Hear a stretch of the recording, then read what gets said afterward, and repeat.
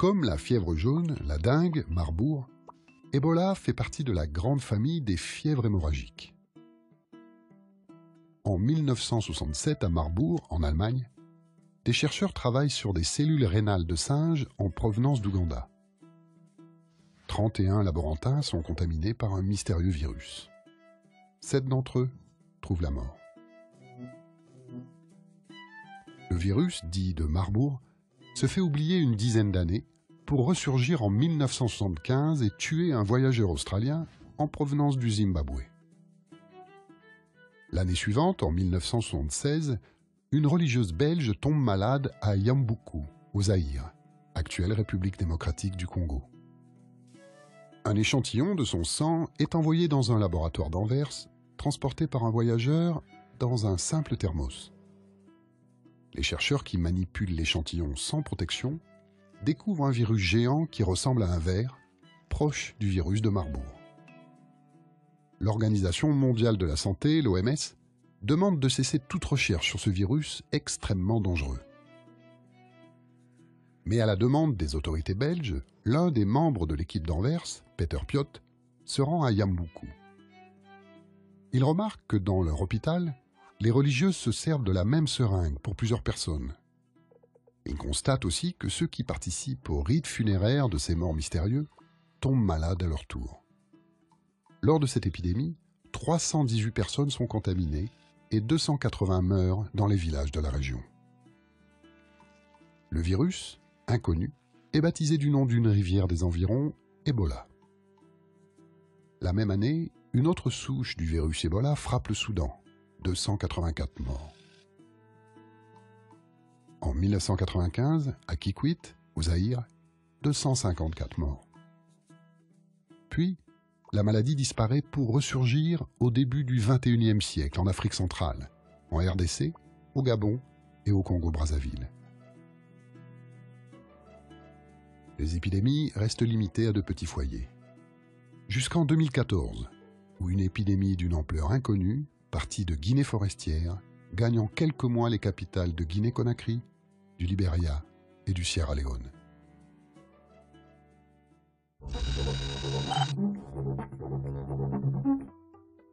En 1976, le virus Ebola apparaît pour la première fois au Zaïre, devenu depuis la République démocratique du Congo.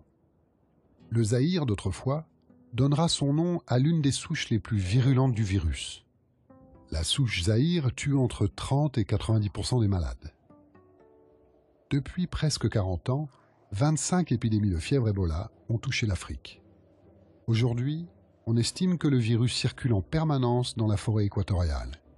Presque chaque année, des cas de fièvre hémorragique se déclarent dans des villages isolés dans le centre de l'Afrique, comme au Congo, en Ouganda, au Soudan et au Gabon. En mars 2014, Ebola apparaît dans la zone forestière de Guinée. L'épidémie se propage très rapidement en Sierra Leone, en Guinée et au Libéria. En mars 2015, Ebola tue plus de 10 000 personnes sur près de 25 000 malades. Cette dernière épidémie est bien plus meurtrière que toutes les autres épidémies réunies. En juillet 2014, une nouvelle épidémie d'Ebola se déclare dans la forêt équatoriale au nord de la République démocratique du Congo. Sans rapport avec celle qui sévit en Afrique de l'Ouest, elle est endiguée en moins de 2 mois. Depuis le début de l'épidémie, une poignée de malades rapatriés d'Afrique de l'Ouest sont soignés hors du continent africain. Sur 6 malades soignés sur le sol américain, 5 en réchappent. En Espagne, 2 missionnaires rapatriés meurent et contaminent leur aide-soignante, qui survit. En Allemagne, on guérit 2 malades, en Norvège, 1, et en France, 2. Dans la majorité des cas, les médecins ont pu guérir ces rapatriés grâce à des traitements expérimentaux. Les 3 pays les plus touchés par Ebola font partie des 14 nations les plus pauvres de la planète. La Guinée a 1 médecin pour 10 000 habitants. Le Libéria, 1,4, et la Sierra Leone, 2. Dans ces 3 pays, une personne infectée sur 10 fait partie du personnel soignant. L'épidémie a logiquement mis à mal les systèmes de santé. Les mouvements et la densité de population urbaine peuvent expliquer l'ampleur de l'épidémie actuelle. Mais les scientifiques ont encore beaucoup de questions sans réponse.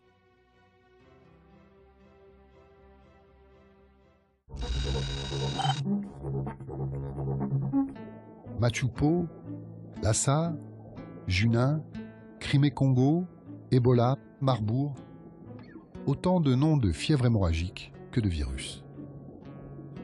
Ebola et Marbourg appartiennent à la même famille de virus, les Filoviridae. Des filaments allongés aux formes parfois étranges. On les dit de classe 4. Classe 4 qui regroupe les micro-organismes les plus mortels au monde que l'on manipule sous haute protection. Micro-organismes contre lesquels il n'existe encore ni vaccin ni traitement. Comme pour d'autres virus, certains animaux sont porteurs d'Ebola. Les preuves ne sont pas définitives, mais il semble que le virus se réplique très lentement dans certains organes de chauve-souris. On pense que les chauves-souris contaminent d'abord des singes, chimpanzés et gorilles, qui, chassés pour leur viande, contaminent les hommes à leur tour. Une transmission directe de la chauve-souris à l'homme est également possible au moment du dépeçage. Mais pour l'épidémie actuelle, aucune preuve scientifique n'a encore confirmé que ces viandes de brousse soient à l'origine de la contamination. Le virus présent dans le sang ou les sécrétions corporelles de la personne infectée se propage par contact direct. Pour être contaminé, il suffit que les liquides infectés pénètrent la barrière de la peau par les muqueuses ou une plaie ouverte. Une fois dans le sang, le virus attaque nos cellules immunitaires. Il bloque la libération d'interférons, une protéine qui aide à lutter contre l'envahisseur. Le virus se sert des cellules immunitaires désactivées comme moyen de transport pour contaminer des organes comme le foie, le thymus et la rate. En parallèle, les cellules immunitaires infestées libèrent des protéines qui créent des petits caillots de sang, caillots qui bloquent le flux sanguin vers les organes vitaux. Privé d'oxygène, l'organe vital se nécrose et des hémorragies internes ou externes se déclenchent. Quelques jours après l'infection, le malade présente ses premiers symptômes. Douleurs musculaires, migraines, mal de gorge. Puis viennent vomissements, diarrhée, éruptions cutanées, et pour certains des hémorragies internes et externes, des gencives qui saignent ou des selles sanglantes. Dans 25 à 90% des cas, l'effondrement de la pression sanguine et la défaillance de nombreux organes entraîneront la mort.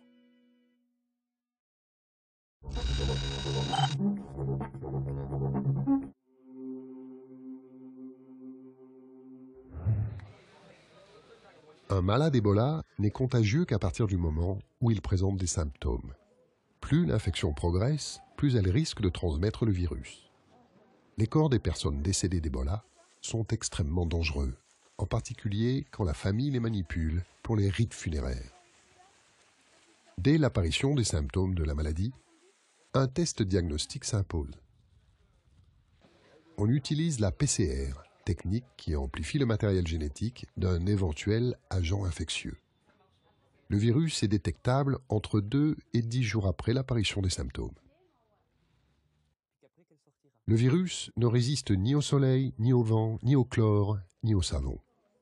Les mesures d'hygiène, la suspension des rites funéraires, l'isolement des malades, la désinfection de leurs effets personnels, suffisent généralement à endiguer l'épidémie.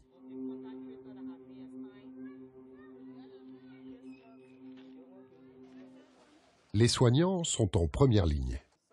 En plus des mesures d'hygiène universelles, ils doivent revêtir tout un arsenal de défense. Combinaisons isolantes, tabliers, masques, cagoules, lunettes, gants. C'est lorsque le soignant ôte ses protections que le risque de se contaminer est le plus grand. Il n'existe pas encore de traitement ni de vaccin contre Ebola. Les médecins doivent se contenter de réhydrater leurs patients, voire de transfuser leurs malades et de prescrire antibiotiques et antidouleurs.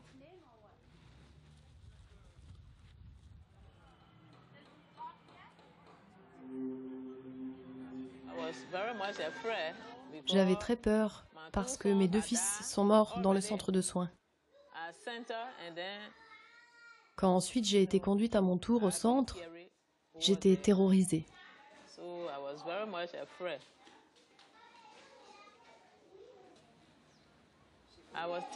J'étais enseignante. Une de mes angoisses, avant de retourner en classe, était de retourner au centre Ebola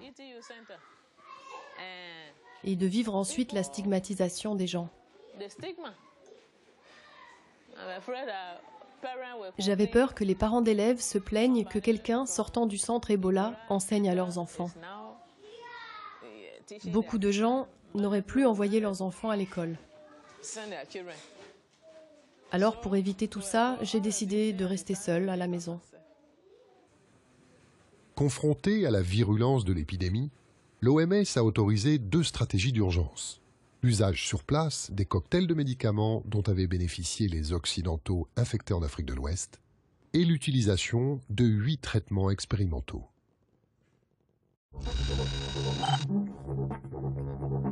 La particularité d'Ebola, la première, c'est que c'est la première fois qu'on doit aller aussi vite.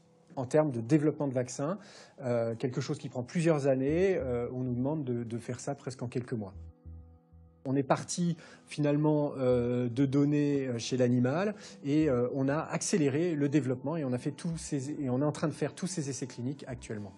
L'autre particularité, c'est qu'on a démarré avec 3 prétendants vaccins potentiels qui existaient, proposés par 3 compagnies pharmaceutiques différentes.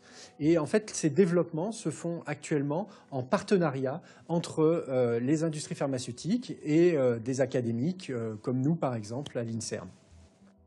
Un certain nombre de vaccins, en particulier celui que nous développons nous-mêmes en partenariat avec un industriel à l'INSERM, c'est un vaccin dans lequel on peut retrouver d'autres éléments que le virus Ebola, d'autres virus de fièvre hémorragique, notamment Marburg par exemple. Et donc ce que l'on peut espérer, c'est que le développement de ces vaccins-là puisse à la fois prévenir Ebola, mais aussi d'autres virus.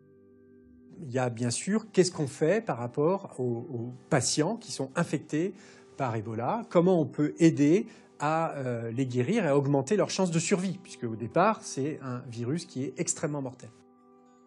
Une de ces stratégies est d'utiliser un traitement antiviral. Un traitement antiviral qui, en fait, a été évalué par des collègues de l'INSERM dans le cadre d'un essai clinique qu'ils ont mis en œuvre en Guinée, chez des patients qui, donc, contractaient la maladie. Qu'on n'en ait pas à une réponse immédiate, absolue, que oui, ce traitement est efficace, mais on a des éléments pour penser que, il est pas mal toléré, il ne fait pas de mal par lui-même, et il aurait des chances de véritablement aider à la guérison des patients.